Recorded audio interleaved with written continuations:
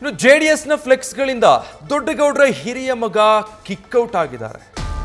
ಫ್ಲೆಕ್ಸ್ಗಳಲ್ಲಿ ಮಾಜಿ ಸಚಿವ H D. Revanna photo ಮಾಯ ಆಗೋಗಿದೆ. ಈ ಎಲ್ಲಾ ಪ್ರಕರಣಗಳಿಂದ ಮುಜುಗರ ಉಂಟಾಗಿದೆ. ಸೊ ಈ ಮುಜುಗರದಿಂದ ಪಾರಾಗೋದಕ್ಕೆ ರೇವಣ್ಣ ಫೋಟೋಗಳನ್ನ ತೆರವು ಮಾಡಲಾಗಿದೆ. ಮಂಡ್ಯ ನಗರ ಸೇರಿದ ಹಾಗೆ ಜಿಲ್ಲೆಯ ಹಲವೆಡೆ ಫ್ಲೆಕ್ಸ್ಗಳನ್ನೇನೋ ಅಳವಡಿಸಿದ್ದಾರೆ. ಆದರೆ ಅದರಲ್ಲಿ ಎಚ್.ಡಿ. ರೇವಣ್ಣ ಅವರ ಫೋಟೋ ಇಲ್ಲ. ಎಚ್.ಡಿ.ಕೆ ಕೇಂದ್ರ ಸಚಿವರಾದ ಬಳಿಕ ಅಳವಡಿಸಿರುವಂತಹ ಫ್ಲೆಕ್ಸ್ಗಳಿದು ನೋಡಿ. ದೃಶ್ಯದಲ್ಲಿ ಗಮನಿಸ್ತಾ ಇದ್ದೀರಾ, ಹಳೆ ಫ್ಲೆಕ್ಸ್ನಲ್ಲಿತ್ತು ಅವ್ರ ಫೋಟೋಗಳು. ಈಗ ಹೊಸದಾಗಿ ಹಾಕಿರುವಂಥ ಯಾವ ಫ್ಲೆಕ್ಸ್ನಲ್ಲೂ ಕೂಡ ರೇವಣ್ಣರ ಫೋಟೋ ಕಾಣಸಿಗ್ತಾ ಇಲ್ಲ. ಬಿಜೆಪಿ ನಾಯಕರ ಫೋಟೋಗಳಿದೆ. ಜೆಡಿಎಸ್ನ ಮಾಜಿ ಸಚಿವ ಎಚ್.ಡಿ. ರೇವಣ್ಣ ಫೋಟೋ ಹಾಕೋದಕ್ಕೆ ಮಾತ್ರ ಹಿಂದೆಟ್ಟು ಹಾಕಿದ್ದಾರೆ. ಪಕ್ಷದ ಪ್ರತಿ ಫ್ಲೆಕ್ಸ್ಗಳಲ್ಲೂ ಕೂಡ ಈ ಹಿಂದೆ ರೇವಣ್ಣ ಫೋಟೋ ರಾರಾಜಿಸ್ತಾ ಇತ್ತು, ಆದರೆ ಈಗ ಕಾಣೆ ಆಗಿದೆ. ಸೊ ಇದೇ ವಿಚಾರಕ್ಕೆ ಸಂಬಂಧಪಟ್ಟ ಹಾಗೆ ಆ ಫ್ಲೆಕ್ಸ್ಗಳ ಅಳವಡಿಕೆ ಮಾಡಿದಾರಲ್ಲ, ಅಲ್ಲಿಂದ ನಮ್ಮ ಪ್ರತಿನಿಧಿ ಸಂದೇಶ್ ಒಂದು ಗ್ರೌಂಡ್ ರಿಪೋರ್ಟ್ ಕೊಟ್ಟಿದ್ದಾರೆ, ನೋಡೋಣ. ಮಾಜಿ ಸಚಿವ ಎಚ್.ಡಿ. ರೇವಣ್ಣ ಮತ್ತು ಅವರ ಪುತ್ರರು ಕೇವಲ ದೊಡ್ಡಗೌಡರಿಗಷ್ಟೇ ಮುಜುಗರವನ್ನ ತಂದಿಲ್ಲ, ಇಡೀ ಪಕ್ಷಕ್ಕೆ ಮುಜುಗರವನ್ನ ತಂದಿರುವಂಥದ್ದು. ಇನ್ನು ಆ ಒಂದು ಮುಜುಗರವನ್ನ ತಪ್ಪಿಸಿಕೊಳ್ಳೋದಕ್ಕೆ ಇದೀಗ ಜೆಡಿಎಸ್ ನಾಯಕರು ಹರಸಾಹಸವನ್ನ ಪಡ್ತಾ ಇದ್ದಾರೆ. ಅದಕ್ಕೆ ಪ್ರಮುಖ ಉದಾಹರಣೆ ಅಂತಂದ್ರೆ ಮಂಡ್ಯ ನಗರ ಮತ್ತು ಜಿಲ್ಲೆಯಾದ್ಯಂತ ಅಳವಡಿಸಿರುವಂತಹ ಫ್ಲೆಕ್ಸ್. ನಾನು ಆ ದೃಶ್ಯಗಳನ್ನು ಕೂಡ ತೋರಿಸ್ತಾ ಹೋಗ್ತೇನೆ. ಈಗಾಗಲೇ ಕೇಂದ್ರದಲ್ಲಿ ಸಚಿವರಾಗಿರುವಂತಹ ಕುಮಾರಸ್ವಾಮಿ ಅವರಿಗೆ ಸ್ವಾಗತ ಕೋರುವ ಫ್ಲೆಕ್ಸ್ಗಳನ್ನ ಮಂಡ್ಯ ಜಿಲ್ಲೆಯಾದ್ಯಂತ ಹಲವೆಡೆ ಅಳವಡಿಸಿರುವಂಥದ್ದು. ದೊಡ್ಡ ದೊಡ್ಡ ಫ್ಲೆಕ್ಸ್ಗಳನ್ನು ಅಳವಡಿಸಿದ್ದಾರೆ.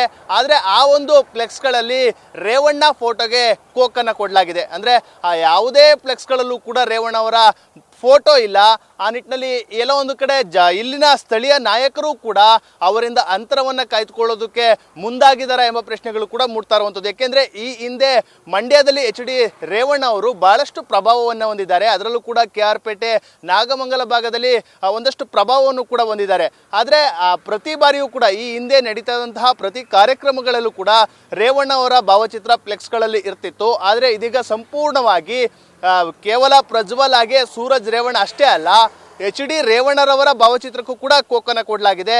ಆ ಫೋಟೋವನ್ನು ತೆಗೆದು ಉಳಿದಂಥ ಬೇರೆ ನಾಯಕರುಗಳ ಫೋಟೋಗಳನ್ನ ಕೂಡ ಹಾಕಿರುವಂಥದ್ದು ನೀವು ಕೂಡ ನೋಡ್ತಾ ಇರ್ಬೋದು. ಒಂದು ಕಡೆ ಈಗಾಗಲೇ ಜೆ.ಡಿ.ಎಸ್ ಆಗಿ ಬಿಜೆಪಿ ಮೈತ್ರಿಯನ್ನು ಮಾಡ್ಕೊಂಡಿರುವಂಥದ್ದು. ಆ ನಿಟ್ಟಿನಲ್ಲಿ ಬಿಜೆಪಿ ನಾಯಕರ ಫೋಟೋಗಳು ಕೂಡ ಇದೆ. ಯಡಿಯೂರಪ್ಪ ಸೇರಿದಂತೆ ಆರ್ ಅಶೋಕ್, ವಿಜಯೇಂದ್ರ ಸೇರಿದಂತೆ ಹಲವು ನಾಯಕರ ಫೋಟೋ ಭಾವಚಿತ್ರವೂ ಕೂಡ ಇರುವಂಥದ್ದು. ಮತ್ತೊಂದು ಕಡೆ ಜೆ.ಡಿ.ಎಸ್ನಲ್ಲೂ ಕೂಡ ಮಾಜಿ ರಾಜ್ಯಸಭಾ ಸದಸ್ಯರಾದಂತಹ ಕುಪೇಂದ್ರ ರೆಡ್ಡಿ ಆಗಿರ್ಬೋದು, ಸಾರಾ ಮಹೇಶ್ ಆಗಿರ್ಬೋದು, ಜಿ.ಟಿ. ದೇವೇಗೌಡರು ಆಗಿರ್ಬೋದು, ಹೀಗೆ ಸಾಲು ನಾಯಕರ ಭಾವಚಿತ್ರವೂ ಕೂಡ ಇರುವಂಥದ್ದು. ಆದರೆ ಅದರಲ್ಲೂ ಕೂಡ ಪ್ರಮುಖವಾಗಿ ಮಾಜಿ ಸಚಿವ ಎಚ್. ವಿಶ್ವನಾಥ್ ಹಾಗೆ ಮಂಡ್ಯದ ಮಾಜಿ ಸಂಸದರಾದಂತಹ ಸುಮಲತಾ ಅಂಬರೀಶ್ ರವರ ಭಾವಚಿತ್ರವೂ ಕೂಡ ಇದೆ.